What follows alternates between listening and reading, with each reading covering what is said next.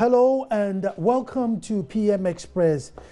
Discussion for today, terrorism threat. Security of the nation is up for discussion.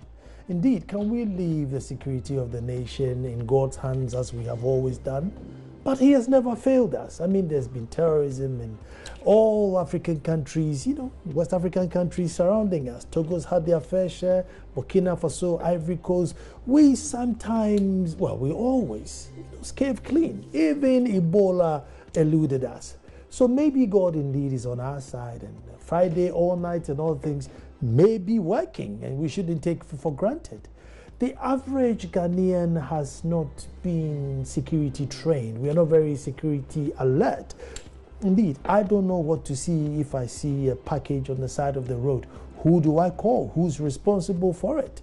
If you hear a gunshot, what do you do? We are not trained in that way. However, we've survived all these years pretty well. There are many people roaming about the streets. They have a Fulani menace. There are people begging on the sides of the road, people going about their daily activity. And it's not a law to Ghana to flash any ID at every given time to say, yes, this is me and I am Nana Nsakwao. 28 million of us, we are still existing. Are we making a big hoo-ha about it, or security is really a threat that we should look at? Well, the police station, arrested some guys. One said, I'm part of ISIS. The interesting part is that, when the policeman even got the grenade, apparently it was left under a tree, because if they leave it in the room, it might explode. So it was left under a neem tree, according to Daily Graphic. So even the police themselves, have a quite a lenient way of dealing with national security. Indeed, is our national security something that we should be concerned about? Or indeed, look, we have our safety, we have our freedom, and we should live it and enjoy it. My name is Nana Nsakwao IV, Chief of the very little Republic of Akufo-Addo. When I come back, talking to the man who's going to sue me for having a republic within a republic. Don't go.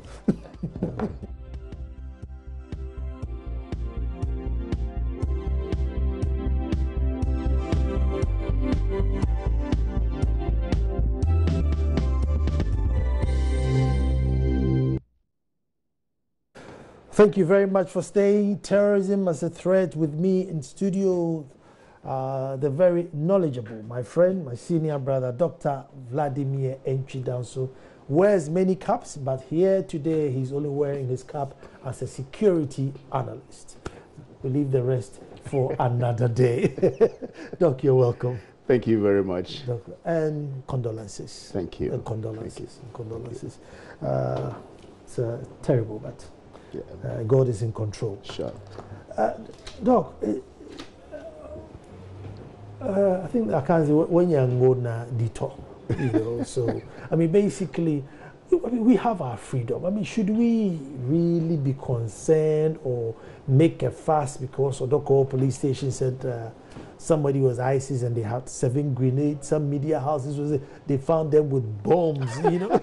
They saw them with bombs. I mean, are we making a bit more fuss than what it is?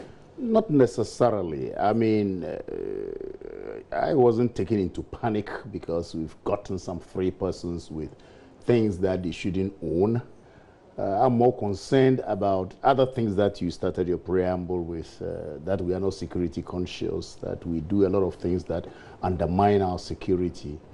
Basically, every country, the basic principle upon which the country is founded is national interest, and which is expressed in security, economic and military. Because if you leave yourself to chance, there is the possibility that other people can take your territory, that's one. Other people can cause you economic problems and things like that. So security is very paramount. And it's becoming more important these days in the 21st century because of the uptick of the activism of non-state actors. Subnational groups are now rising, challenging the state, challenging the international normative ethic and things like that. So security has come to the fore in dealing with everything, including foreign policy. And so that is where we need rather to be more conscious about the very fact that security cannot be compromised at any level. Whatever freedom, whatever economic level you've reached, you got to ensure that that thing is secured. That level is secured. And that is where some of us have to be worried about most of the things that are going on. The arrest of the three is indicative of the fact that something is loose, something is not going on very well. We haven't gotten our structures in place to be able to nip in the bud as they raise their head.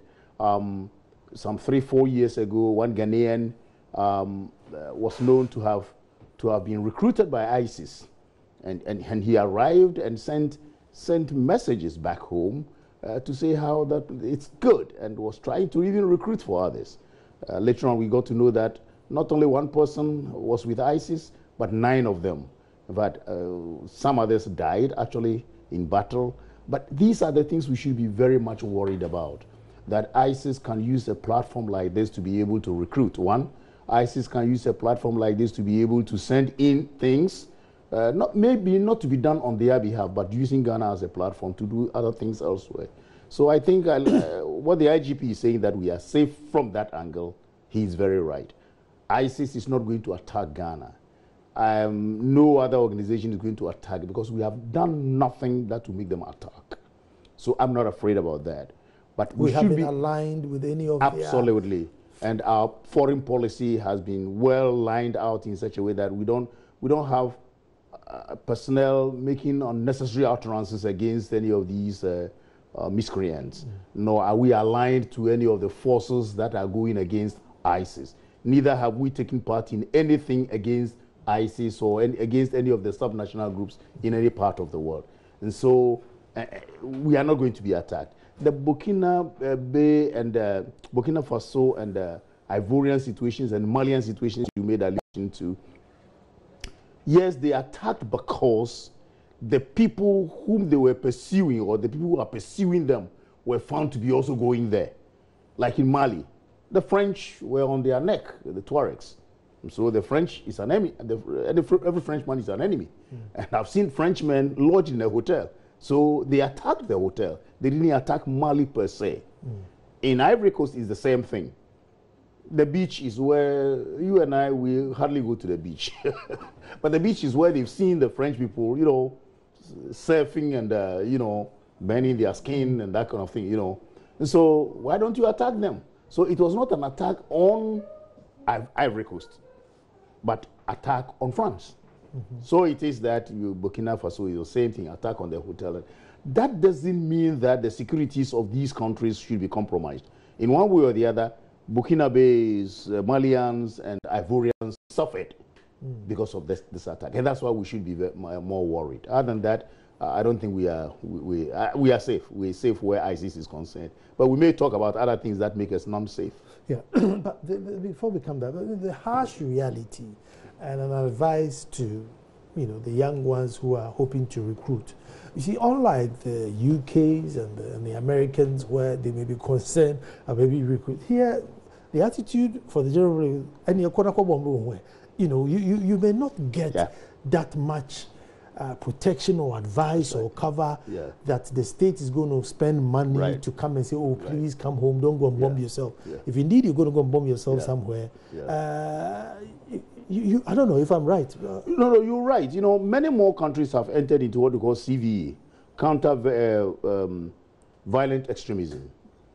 So violent extremism is gaining grounds everywhere because of the youth unemployed everywhere. There are more than 3,000 Moroccans fighting with ISIS, for example, and quite a bigger number from Tunisia fighting, for example. But it's because there's unemployment over there, they are Arab, they are Muslims, and they feel that, okay, they would go and fight.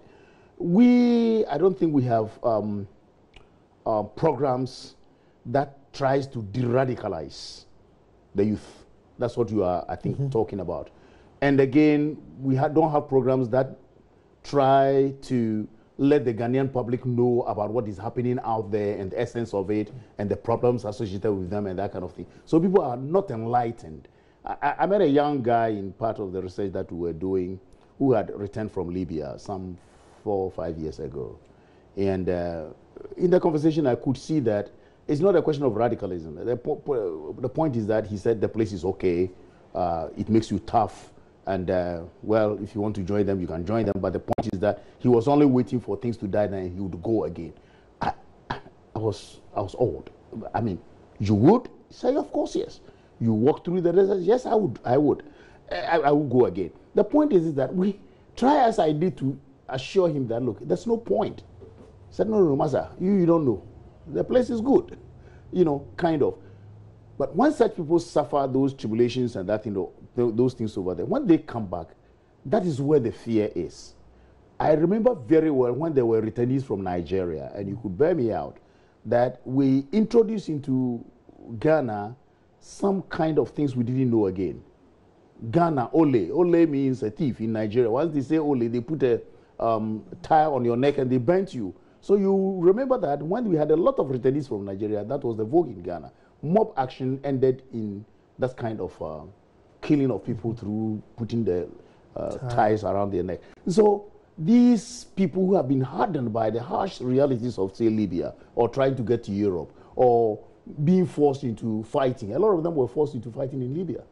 Because in fact, you are grabbed. I mean, you are being sold. If you don't want to be sold, I mean, where they put you, you don't have a way out. That is my fear, that a lot of them may be returning. And because we don't have any data on returnees, we don't have a data on people who are walking about on our streets and that sort of, we don't have digital data, especially as I'm talking about. That's what I'm talking about. It becomes difficult to see how these people will influence our society. I want you to land on digital data on people in our society and listen to the president's response so that we continue from there. Terrorism, I think my understanding is, and I think that's the reality for all of us, is something that is menacing all the countries of the world. We've known about outbreaks of terrorism in places far and away, but also places very close to us. In Cote d'Ivoire, we saw the effort in Bassam. We've seen the outbreak of terrorist incidents in Burkina Faso. We know also about the movement of jihadist forces in northern Mali and in the Sahel region. Ghana, in principle, cannot be exempt as a potential target. So the security preparedness of our country is an extremely important matter. I can hope that the efforts that are being made by the security agencies to keep a tag on potential targets, potential authors of terrorism, like, for instance, arrests that have been made, that the security agencies in our country continue to show that level of alertedness that would enable them to nip some of these things in the bud. But it is an area where we can never, ever let our guards down. And we will have to continue to do all those things, sharing intelligence with others, beefing up our own capability. Also, of course, dealing with some of the more long-term causes in terms of, once again, economic development, employment of young people, rather than having a lot of idle young people on our hands. It's a comprehensive approach that we have to make. But I think that Ghana is stable, Ghana is secure, Ghana is safe, and I'm certainly going to do everything I can to make sure that reality of Ghana continues. The equipment, the logistics of resources that the agencies need to work with, we're doing our best to make sure that they have it, and generally sharpen their capability. But I think that the effort that the police have mounted in the last few days shows that they are indeed on the alert and that they are capable of giving us the protection that we all seek.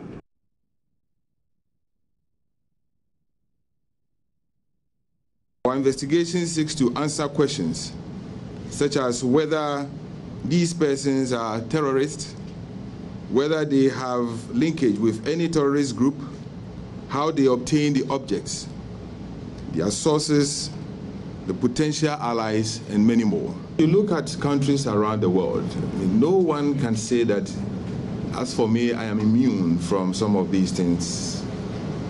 So it is for us as a security agencies to take away that fear from you. And in Ghana, I think we have managed the situation so well up to this time. I want to reassure you that you are safe. Now, is it rhetoric? I mean, you can't expect the IGP to come and say, well, be very, very afraid. Or the president to say, look, I'm telling you, panic if you are home. I'm telling you, panic. However, I mean, from what we know of what they say, is it just rhetoric or there's something they do that we don't know? And I say that because we don't even know who's walking about. Exactly. Nobody has an ID. Exactly. I mean, exactly. Yeah, so I mean... Yes, Nana, the point is that I think the president was very erudite on that. And both of them have spoken to the topic in a very erudite manner, in the sense that I don't want to fault them, and I can't fault them in anything that they have said. They are very right. The president especially saying that, look, it's a reality, and that we cannot let our guard down, and that it's happening almost all over the world. And that's the IGP is talking about the very fact that the police are on top of the game and that kind of thing. I don't doubt that. But there are several other things we need to also talk about and look at. You see, the terrorist doesn't come with a flag. Or let me put it this way. I think Ghana does not understand what security is all about. The security agencies know their work. But Ghanaians as Ghanaians don't understand security. That's how I'll put it. Mm-hmm. And so we cannot live under any false impression that, oh, we are okay, the police are there. The police will do the work to the extent that they understand. But if I don't understand the security, the police will be useless and hopeless, because information is now public. Mm-hmm. It's like the public is the one who rather gives more information, because the work of the security agencies is to analyze the information, the gamut of information they have. They analyze them and then act. But if they don't get the information, if they only work, if you are wearing a police uniform, no other bad person will act. You understand? Mm-hmm. So it's me and you who would know that this man is a bad person. This man is acting in such, because every bad person hides in secret. And so the police will not know the person until we give the information. That's one aspect which is very much lacking. Of course, there are instances where the public has been able to help the security agencies. But I can tell you that the security agencies in Ghana, as far as I'm concerned, when they get the good information, they act professionally and very well. There are several other things which we know. For example, several other persons have been stopped from joining ISIL from Ghana. And it's the Ghana agencies who were able to do very well and get them stopped. Some at Boku, for example. This one will not come into the public, but it's the public which acted very well in giving some information. Even the arrest of the three, the public which did that. So how much are we training the public to be security conscious? How much are our security agencies trying to give the lead? For example, I'm always very much worried that on our streets are people who are non-Ghanaians. I don't say sack them, but we don't have any data on them. These are ready-made army for any other miscreant who want to use them, be it internal miscreants or external miscreants. These are Burkina nationals, Malian nationals, Nigerians. You could see them. You ask them, they tell you, I come from Mali, I come from this. And they are selling bags, belts, electronic gadgets, all kinds of equipment. They are a security threat to the nation. Why? Because if ISIS wants to do something in this country, and we have no data on them, no digital data, no address system, nothing, but they're walking about. And so if they are only sleeping in railway stations and whatnot, and ISIS or any other group of people meet them and give them an assignment. It happened most of the Nigerian situation has happened this way, That people who have nothing to do are sent to go and do something. Just go and put this bag near the Flagstaff House and leave. Just get 1,000. Most of the people don't know 1,000 or 10,000 cities. They'll just do it and do it neatly and go away quietly. If anything happens, they are not obliged. I mean, they don't belong to Ghana, so they don't care. This is one great thing that I'm fearing. Another thing we should fear, where these things are concerned, is the indiscipline in society. because we are undisciplined, when we see something untoward, we don't even know it. But if we are disciplined, we will see something which is of security importance to us. Everybody is undisciplined. And for me, that is another great security threat, because internal disorder may not come from external. Because, Doc, I mean, just you saying that, and I mean, if I was walking on the pavement today and I saw a suitcase, I'll just walk past it. It's because you have not been, your mind has not been brought to bear on things security-wise. My kids always tease me in the house, because I see something and I say, but who put this one here? And you can see nobody has noticed it, or they don't remember who put that thing there. And they wonder why it should be my brother, that way. So. But I just felt that the order in the house has been changed. The order in some distance has been changed, and it's not correct. To the extent that when I come out of the room and I see water standing from the previous day, I say, who put this water here? Why is it still here? And the way I put the question to them, then I sit down and lecture them. So supposing somebody want to do anything bad to us, then they know that you don't care about what I put some poison in. How would you know?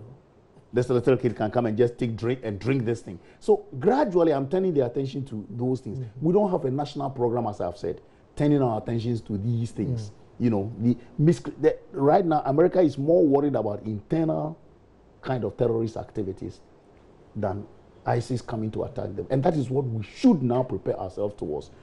Public education about insecurity or security, and again, our own miscreants. How do we deal with them?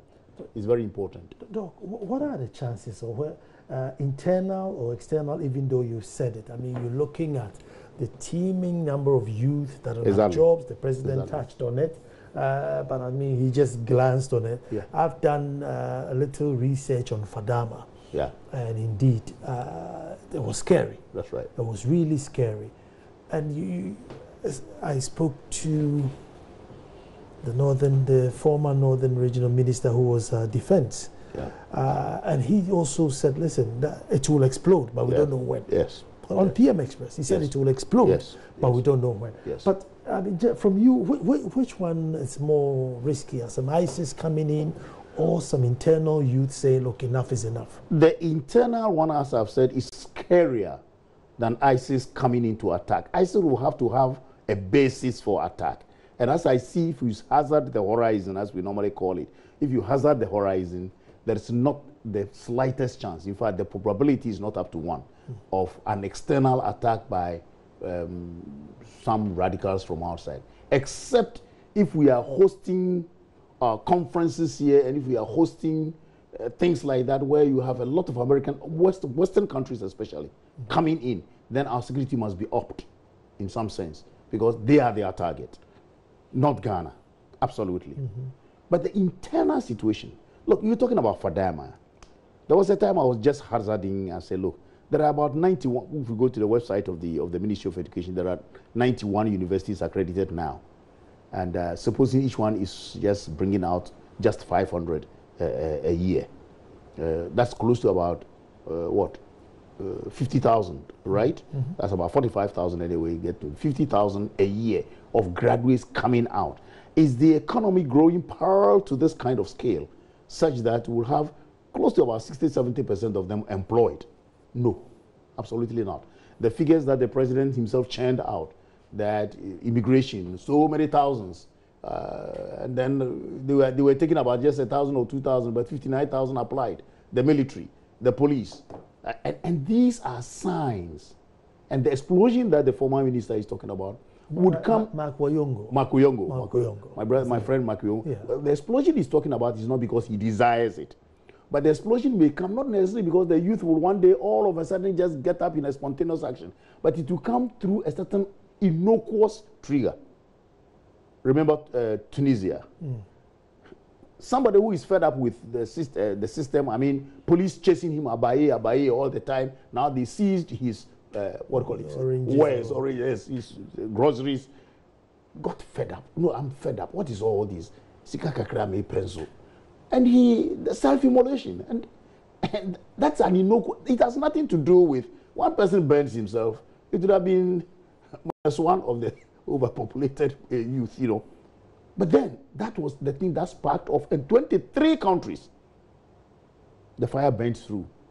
23 countries got, and some of them haven't died down up till now. Syria, and now Tunisia is even back. So, such, how do we call it? In Akan, we call it pampim, huh? As you put logs, the logs are being piled up. When one of them slips, you can imagine what happens. And these are the things we must guard against. And they move in concert. This kind of youth explosion, youth unemployment, move with indiscipline in our society. They move with miscreants trying to do, and all of a sudden, when one sparks off, it sparks the whole of the rest. This is what we need to guard against by raising the economy to the extent that, well, we said we are going to rise about 7.3, 8.3. That's good. But if we go into double digits, then I think employment problem will be solved. And if we are able to maintain the macroeconomic fundamentals very well, then I think people will get some work to do left, right, center. And again, Nana, we need to tackle indiscipline in this country. Let me, on the subject of indiscipline, let me go and come. And when I come, I will twist the topic a little bit, still staying on security. Don't move.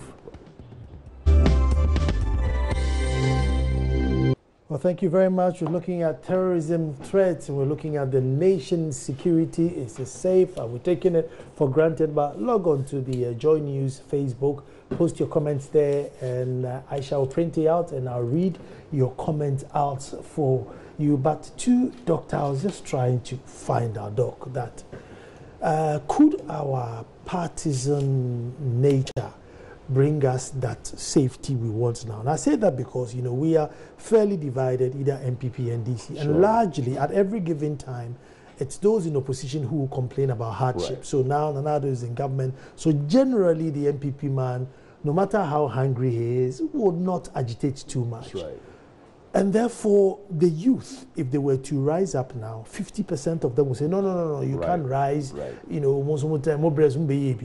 Someday will come, the powers will switch over, and suddenly the same things which, So, I mean, could that be prolonging some sort of peace where you don't get the unity for the Arab Spring? You're right there, Nana. The point is this, that since from 1992 up to this time, we should have been able to hurdle over that problem, the problem of partisanship, and move on to real politic, kind of. Unfortunately, what we are having in the country is that politicians also benefit from partisanship, that everything is politicized to the extent that it is us versus them kind of syndrome. And this is also a big security threat. Okay. Yes, it is. It is. In analyzing security, you got to know that if politics is not real and politics is based on how much you can undo the other, then it becomes us versus them syndrome. And so even if some miscreants wants to undo this government, the other side would support one way or the other, or anything that will make the government on the governance system bad. I remember there was a program I took part in some time back at CTFM with my friend Dr. Begebe. And we were talking about this and talking about the need to see to it that what is A, what is B, and depoliticizing the institutions and whatnots. Somebody called into the program from Kandeshi, and I think he's a popular guy on the calling. And the insult he held on us, that we, the professors in the university, what do we know? He was given 75 cedis a day as a serial caller just to make sure that the former government fell.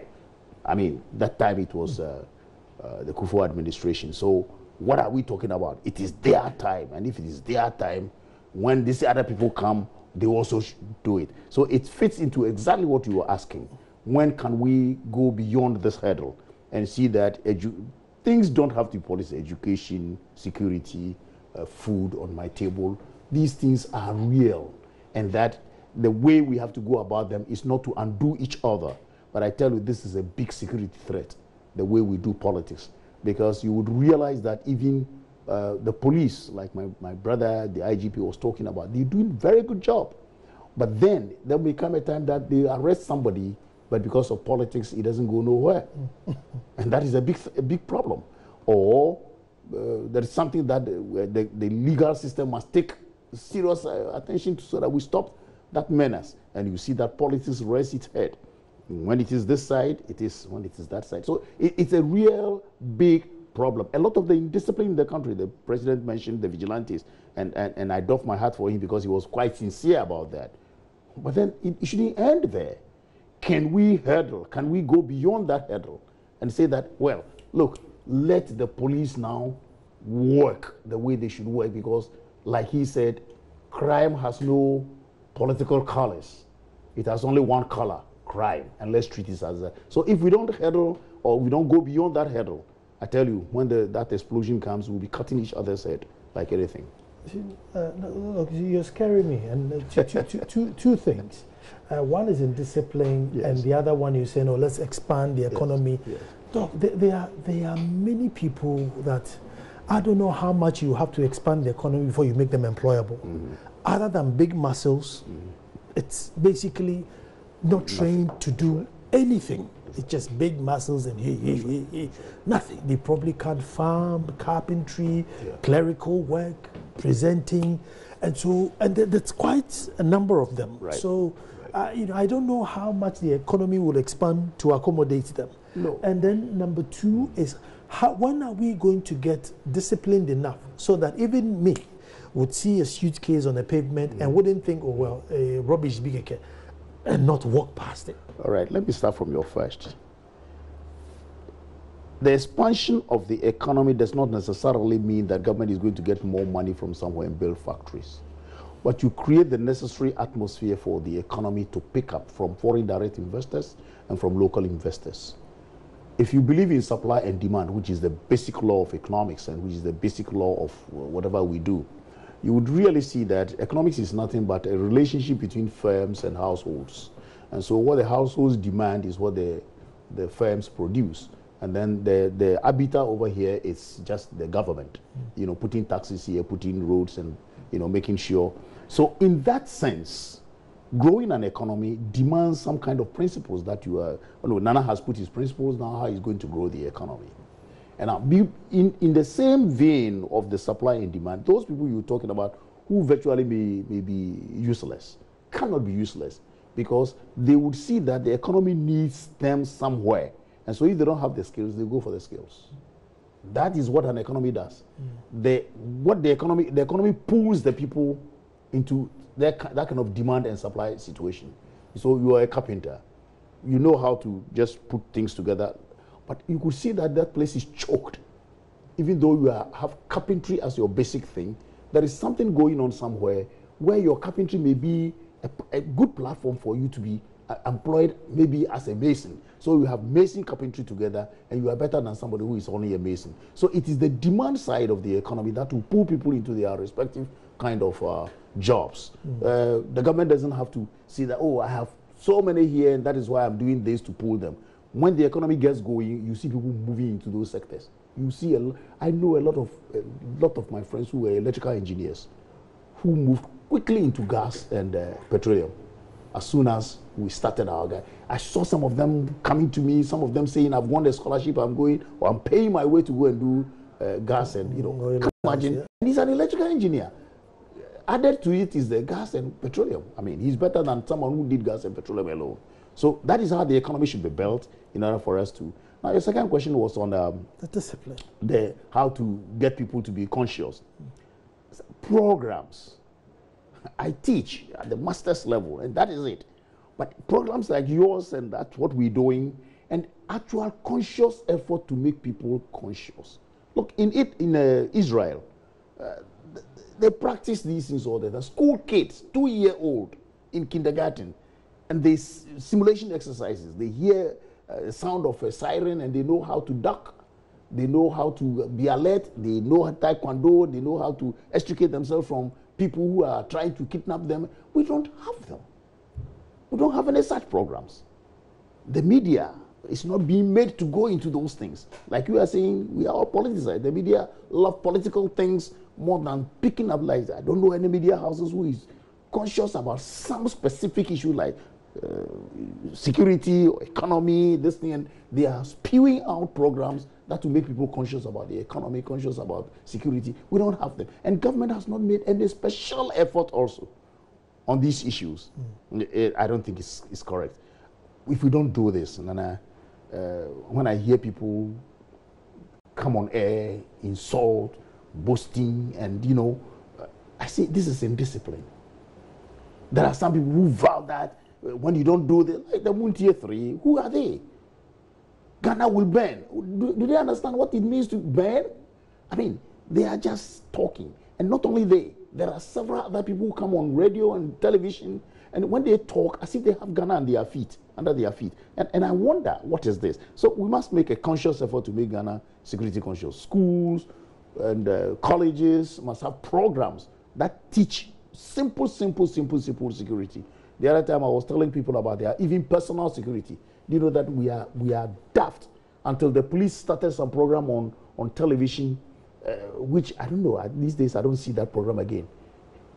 So simple things you must do in order that you are a little safe. It doesn't take you out of safety fully, but then simple things. I was talking to somebody and he said he was chased by some car. And I said, so he said the man was following him and he was trying to, and he was even telling people to stop. They would say, nobody will stop. We are even scaring people. They will run away. And I said, next time you see somebody is chasing you, especially in the city, in the night, 1 a.m., that's what I say, during high night and the cars are few, never stop at a, traffic light. When you know nobody is there. If the police arrest you, and the police normally are very few around that time. Because at the Silver Star, I nearly got into a little trouble. It was about 1 a.m. When I stopped, I saw somebody coming. And then a yard away or so, I saw his demeanor and I moved off. And I think I saw the way the other driver behind me also moved. And the guy was chasing that other car rather. So it's like my instinct told me that something untoward was coming. It was red light, I drove through. The next thing I told the guy was that when you are being chased, get to the nearest roundabout and move fast towards the roundabout. Move fast. Other cars may join you and then say, hey, where do you learn these security things? These are simple things that are not in books. Do we have people to tell us about how small things? In fact, rape. There are little things that you can do. We don't have these things being taught, spoken about, for people to know. So we have a lot to do. We have a lot. Hint on rape. What should one do? hint on rape. What should one do since she's touched on it? I'm sure there are many vulnerable out there who may want to know what to do. Look, men are very easy to overcome. So if somebody's trying to rape you, don't try fighting the person straight away. You exhaust yourself and you lay yourself vulnerable. Play to it. And as you play to it, for example, if he's trying to be so aggressive, say, why are you being aggressive? After all, what is it? No, this thing. On and on and on, you make him believe that you even like it. So can we do it next time? I assure you. On the other hand, there is a way you can, there are other things I may not say it on, you can hurt the man and get yourself away. As soon as you hit that point, just get yourself away and shout. And other than that, when you are shouting alone and whatnot, people will be passing by not minding you. But when you have been able to extricate yourself just a little and be shouting, there are soft spots of men where you can get yourself away. Several places. I strongly suspect that people should come for me to make some money. We need to do a whole course. We need to do a whole course on that. But in terms of security personnel, do we have enough? Oh yes, today security is becoming more sophisticated, so you don't need more men. People were talking to me the other time. We had an exercise at Pualugu. Marco Yongo, you mentioned, was very much involved. We had a joint police, military, and other security agencies exercise on terrorism at the Pualugu Police College over there. And then somebody was telling me, but say, we are not many. I said, no, you don't need that many. You don't need gendarmes to man your borders. Right now, there are other station wagons with satellites on them, which can man your whole border. To the eastern border, you need just 1 or 2. And anything coming in and whatnot, you have it on the radar in Accra. All right? So we need more sophistication, more intelligence sharing with close neighbors. And even internally, the security agencies need to share intelligence. At times, defending your turf is one of the things that is not good for security. I tell you, 16 organizations in the United States did not share information enough, and that is why 9/11 happened. Because some of them had taps on those who did the thing, but then they didn't share. They downplayed it, that it's not possible, they wouldn't do it. And finally, the 9/11 report, if you read it right now, you realize that they made a big mistake for not sharing information. Wow. And I believe that we don't need too many men just to be sitting down, polishing their shoes and waiting for something to happen. We need fewer men, more sophistication, more Ghanaians being made part of the security apparatus, like almost every Ghanaian being part of the security. It's more important than getting many more men into the police and to the military. See, Doc, on that needing more men, you know, the UN standard says, let's say, 500 policemen to 1 citizen. Yes. Okay. You gave me an example, let's say Israel. Yeah. Here we are with, you know, the average primary school student, even alert, knowing what to do and all that. But with us, you know, we all don't know what to do. That's so right. Probably we need 2 policemen to one citizen. You know, here I think they are assuming that, look, out of the 500, maybe there will be 10 miscreants, and therefore one policeman watching that 500 will fish the 10 out. That's but right. With us, probably out of the 500, 350 or 400 are indisciplined. And so then one becomes overburdened. No, when we say 1 to 500, it's like the needs of society, security and that kind of thing has been worked out in a kind of theoretical formulation, and know that 1 to 500 is good. It's like the same thing, doctor per capita and that kind of thing. But they themselves, if you look at defense management in the US, they are cutting down on numbers and increasing sophistication. We don't have to reinvent the wheel. We don't have to go the way they did by moving people, plenty of people, and then demobilizing them. They become dangerous even. So I would advocate that we go for more sophistication, that the 1 to 500 we're talking about, we can get 1 even to 1,000 because of the sophisticated gadgets we have. That's number 1. Number 2, that people are conscious and they are informants. So if you have 1 policeman, he has about several friends who will be informing him about X, Y, Z. Thirdly, I think what we need to do is to stop this barracks kind of thing. Modern policing does not talk about barracks. You know, like in the past, we wanted the Koreans to build a barracks at Sege or whatever it is, and then in the morning you bus them to Accra and Tema. No. Policemen should be staying in the communities. Well, I mean, they should be staying as ordinary people in the communities. And then they would know everybody within the community. Everybody would know them. People would go and talk to him. He's a cocaine dealer. So the police know, they know the people. Normally, you don't just go and arrest the person. You allow him to cross the line. We call it, when you cross the line, there's nothing we can do. You cross the line. You know, but they have taps on them. That is more good policing than the barracks kind of policing. Okay, let's get some of the messages that you sent on Facebook, on the JoyNews page. Facebook. This one is Ugwa Styles Charlie. It says, we are not safe. The fact that 7 grenades have been found means we are not safe. We should ask ourselves, how many haven't we found? Because I think there are others we don't know about. And the Ghana Police Service should do a thorough investigation. Other than that, we are not safe. Alfredo Opata says, good evening, and Dr. Vladimir. I am enjoying your show from Akosombo. I strongly believe security is an important issue to discuss on. We have to ensure that the national ID program is enrolled as soon as possible and solve our economic problem. Drop down, solve our economic problem, especially with the massive unemployment, or else one day the youth will rise up, and this will affect our internal security. We need to tackle indiscipline as well. They say in God we trust, but lock your car. Aside prayers, let's educate ourselves on security issues. Greetings to Dr. Entry, one of your mentees back in Presec about 5 years ago. Now a doctor. So congratulations.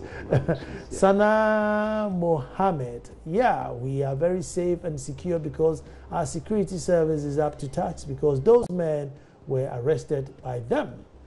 Daniel Teyi says, yeah, I am 100% safe. So, well, there are those who are safe and those who are a bit skeptical. Yeah. But I guess that's what it is. But generally, there is safe. We just need to increase the discipline. Sure, the discipline. But that's what, when you say, you know, I get quite worried.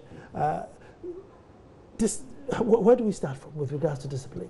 Look, Nana, I get worried when 18-year-old boys having finished their secondary school education and wanting to jubilate or have some fun, the headmaster says, no, you can't have the fun, others haven't finished. And then they go beat the headmaster, bend the car, police arrest them, and these pupils go to the police station to try and torch the police station. I get worried. I get worried when pupils of a certain secondary school beat their headmaster and go and burn their own IT center. You know, when you look at this from that angle, and then you have vigilantes all over the place, Nana, we need to do something. First, the point is that the police must be allowed to work and know that crime has no political colors. And the politicians need to be warned. I know of some miscreants, no stubborn person in this country who traveled on the ticket of the Ghana government for an AU conference. Jesus Christ. When professors like SKB Asante and others who have taught us integration all over the years sit down here. It means we supporting indiscipline. Land guards, and you have big men also having land guards. These things can be done away with easily. I don't see why in this 21st century we haven't solved our land problem and registration problems. Why can't we have the land commission? I don't know. I'm only suggesting something out of my mind. Either the land commission or a commission of state who will be selling lands for development, right? It's for development. It's for the chiefs. They give a portion to the chiefs that had to be given, and it has been registered. There's no quarrel on that. Can't we take this indiscipline away by some policy measure? And we are always talking about it, giving the police more work when they can't, because it has become a canker in the society. But I can see, if I were the minister, it's one touch. It's a matter of no longer sale of land by any chief in this country. The land is sold by a government agent, that is registered, and the money given to the chief, period. Why can't discipline be brought back into the schools so that the pupils know that when you look, Mufraboni school now, let's load them up there. But a lot of the things are shrouded in whatever it is, and politics is the biggest bane in Ghana. It is the biggest bane. Even the big policeman who is working would like to look back and say, hey, when I do this, look, can we stop these things? Other than that, look, like Makuyongo said, one day, the explosion, and people don't understand how conflict mutate. Let us assume is it avoidable or it's inevitable? Very, very avoidable. Very avoidable. Because look, every explosive situation hangs waiting for a trigger, like I said. So you pull out those things that prop that unstable situation. Pull the props. Let me show you. A triangle in a block form. When you turn it upside down, it will never stay stable until they are propped by something. Remove the props one by one, and it will fall down. And then the conflict situation or the explosive situation is taken away. If we don't do that and we walk around it, politics being part of the biggest prop, one day, as for that, it will come from an innocuous situation. I will repeat that. You call a certain war in Ghana Guinea fowl war. In which sense can Guinea fowl trigger a war? But it did. It did because there were those props already there. And an innocuous situation like somebody buying a curled guinea fowl, not a proper one even, a curled guinea fowl, and another challenging saying that, why are you selling guinea fowl to this our enemy? That's all. And how many people died? 129. Wow. You know? So these things can be taken away if we really want to take them away. Well, these things can be taken away if we want to take them away, and it's one of the things that we have to take away. And let me quote your own little son, Ibad. It says, if you won't spend on security, what would you spend on? Exactly. If you're not going to spend on security, then what would you spend on? Because indeed, security is very, very expensive, and so is life. There's a big thank you to Tanti's Fashion, who makes my shirt, and I'm sure you know my shirt is really nice. And it's 024-366-2001. 024-366-2001. Give Tanti's Fashion a call and get yourself a shirt and say thank you so much, Doc. It's been educative, and maybe we have to have a whole series on security, and then we'll break it down a bit. Thank you so much. You're very welcome. We're back to do this all over again. Thank you for watching.